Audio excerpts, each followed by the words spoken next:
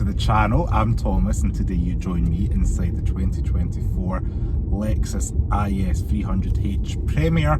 Today I'm going to be giving you a quick review, kind of car tour, just to let you know what the car's like. This car's been in the family for 5 years now, so I think we're in a good position to give you some feedback on ownership and what it's like. This video has been inspired by the amazing Zach of shooting cars with his Lexus IS 500 video. If you don't follow him already, I'll put some overlays up on the screen. He's got a great variety of cars on the channel and I really recommend that you go and check him out. So up front we have a 2.5 litre 4-cylinder coupled with some batteries and a small electric motor. The car produces 223 brake horsepower claimed, and all that power is going to the rear wheels. 0 to 62 miles per hour is an acclaimed 8.4 seconds. Now that power is kind of limited a little bit by the CVT transmission in this vehicle, but the car does require a little bit of acceleration and hard revs just to get the most out of the car, to feel like you're actually accelerating somewhere. So up front we've got a nice clear gauge cluster. They've got little kind of bezels around them in this kind of anodized material. We've got a nice eco power and charge gauge on the left, a little LCD screen in the middle there that cycles through information, and then on the right hand side we have a speedometer, and then your temperature gauge is on the far left, and then the right hand side you have your fuel gauge.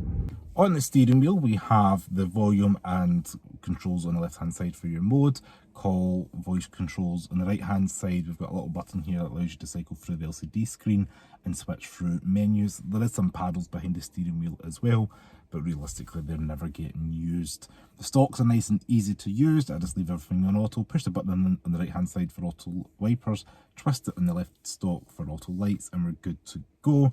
Steering wheel itself has held up over the years. This car's almost 10 years old and the leather in the steering wheel looks great, and again this kind of brushed anodized material is copied through from the rev gauge cluster right through to the steering wheel base plate, and even the Lexus badge itself is kind of similar to that. We do have a cruise control stop down on the right hand side. Then over on the right hand side of the car we do have a squared off rectangular air vent, again lined with this kind of anodized metallic finish.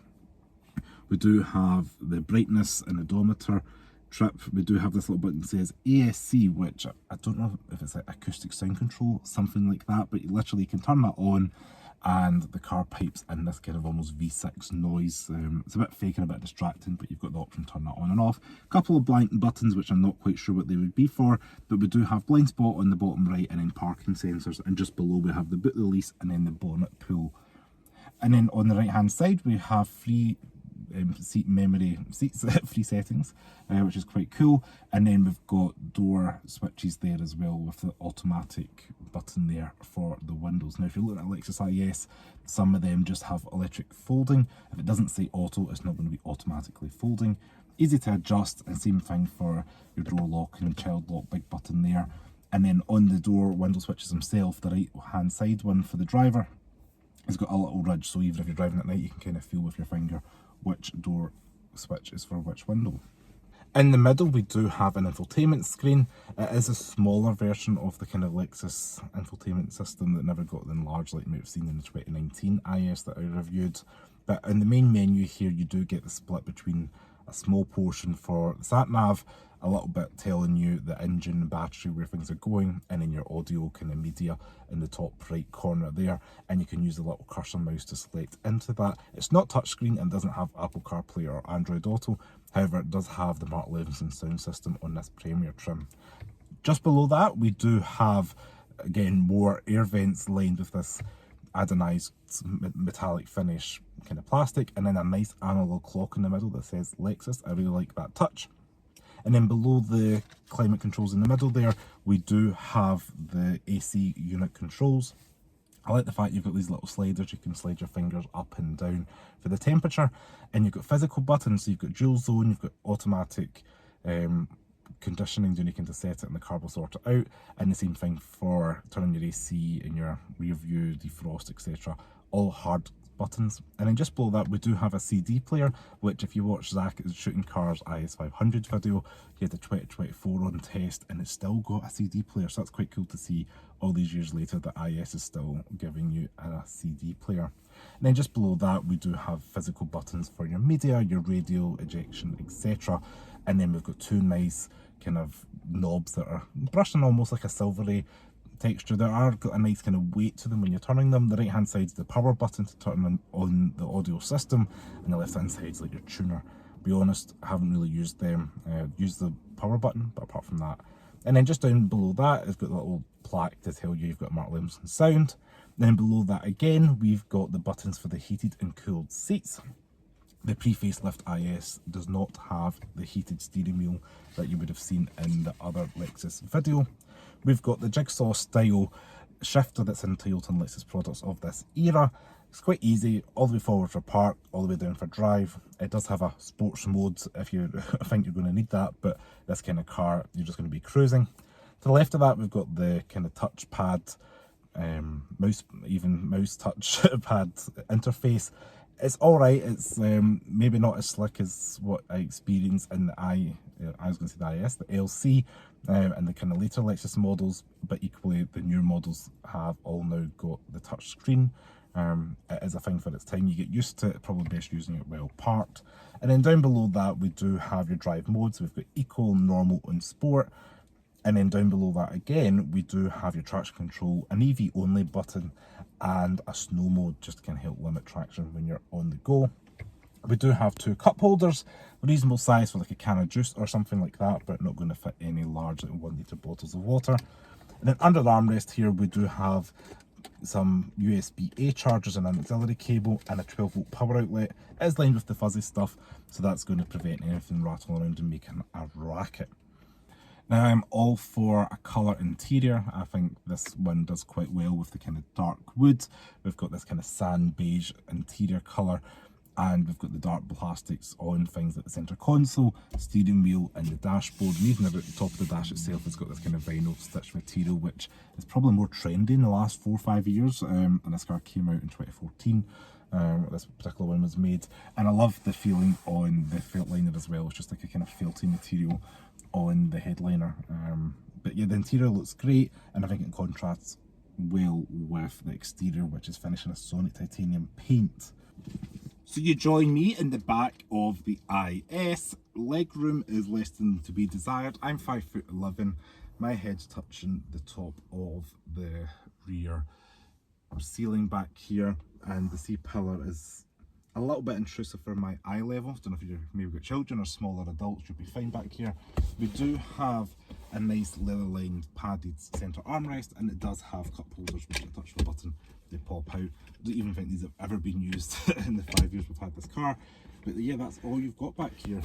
Is there little points, there's little mat pockets behind both seats, and there is some air vents, but there's not too much to talk about back here. If you do have children, there is ISOFIX points which kind of are on these like hinged flaps, which is quite nice as well. And build quality back here is pretty much the same as the front. Nice blend of materials in terms of leather and the kind of plastics around the car. In the rear we do have the boot. We've got 450 litres of boot space. It's a good boxy size, and the seats do fold 60-40, so you can even get longer items in there. The exterior of this third generation IS kind of introduced the spindle grille here in the UK to the models, because the following facelifted CTs and the RX and the GS at the time all kind of followed suit. So the car still looks relatively fresh even though it's a decade on. I do look like the little kind of chrome window washers, headlight washers, sorry, at the front, and that split design of the headlight and the kind of Lexus tick at the front for the daytime running light. I think it looks really unique out on the road, and you won't really mistake it for anything else. While driving the Lexus IS, because it is rear-wheel drive and the suspension is quite kind of more firmly sprung than you'd maybe expect, it does mean it handles well. It doesn't wallow in corners. It's got decent grip and stability, so that means when you're coming off things like motorway, off ramps, you can carry speed through with confidence. So the CO2 on the IS is quite impressive, because although there was only really one powertrain offered, which was the 300H, the SE spec did manage 99 grams per kilometre CO2, which would have benefited company car buyers at the time. IS is fitted with larger rims such as the F Sport and this Premier. You're looking at about 118 grams per kilometre CO2. This particular car is £10 a year in vehicle exercise duty or road tax, depending on what you've got in your head there.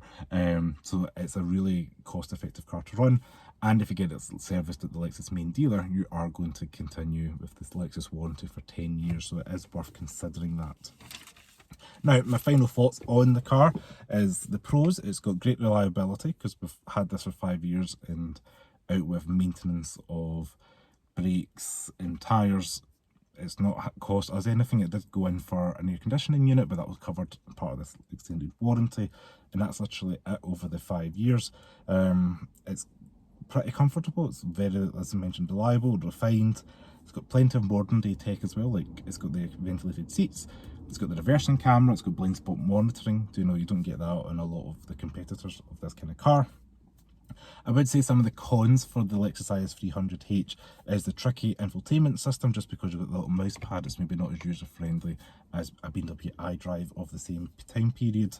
Same as the CVT transmission, it's a little bit noisy and it's not as kind of quick changing as the ZF, again you would see in the BMW. The rear leg room is quite tight, you know, considering it's a saloon car. It is the smallest saloon that Lexus make or offer. The ES and the GS are larger Lexus models that have plenty of leg room. And I would say, although this Lexus competes in size with the aforementioned BMW and even Mercedes-Benz C-Class, Volvo S60, the Lexus stands out on its own because, as I mentioned prior, it's pretty much a hybrid only. You know, let's just call it a non-plug-in self-charging hybrid. That just means, as what it says in the tin, you're not plugging it into a wall or anything like a plug-in PHEV. And Mercedes back in the day even had an E-Class diesel hybrid. This is petrol, which is great, kind of on trend now 10 years later. And you've got a solid powertrain, solid feeling cabin, and it's not squeaking and rattling too much after all these years later. And I think we're sitting just under 80,000 miles, and we've got the reliability behind it, so I couldn't recommend the Lexus enough if you're looking at one of those products. My final thought in this is just make sure it's been serviced by Lexus and you continue to take it to there up to the car's either 10 years old or 100,000 miles to ensure that warranty is carried over, because that's going to pay dividends to you if anything goes wrong. So I want to thank you so much for watching this video. As always, stay safe and I'll see you next video.